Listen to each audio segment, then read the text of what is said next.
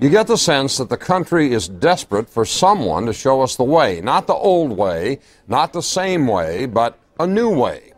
Think about this for a minute.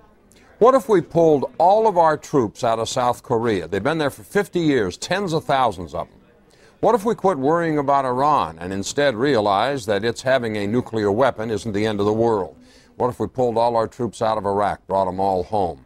What if we realistically addressed the debt and paid attention to the huge burden we're placing on generations to come? Guess whose ideas these are? And you hardly ever hear his name. This is Republican candidate Ron Paul talking in an interview with the New Hampshire Union Leader. Ron Paul, who raised more than $5 million in the third quarter, trailing not far behind fellow Republicans like John McCain and Fred Thompson. Ron Paul, who has a huge internet following. He's a congressman, a physician who's delivered more than 4,000 babies. Ron Paul has been married to the same woman for 50 years, which means he doesn't come to the race with a lot of the assorted baggage that some of the other candidates for the White House do. So here's the question. Should more people be listening to what Ron Paul has to say? Benji writes this from Texas. Absolutely.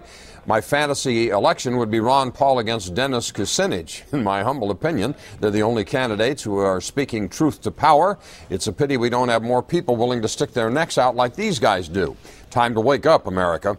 John writes from West Virginia, yes, more people should listen. A rarity. A man of principle, integrity, and high values running for president. Exactly what America needs in this day and age.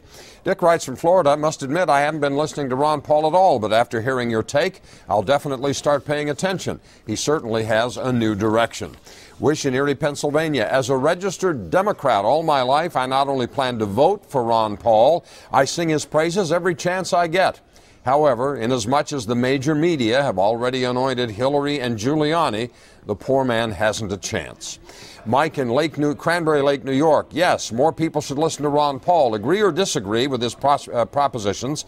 He's a refreshing change from the other candidates and is unafraid of speaking the unvarnished, unspun, unapologetic truth. One reason his internet following so large is that it's comprised of people who have taken the time to visit his website and read his opinions on the issues.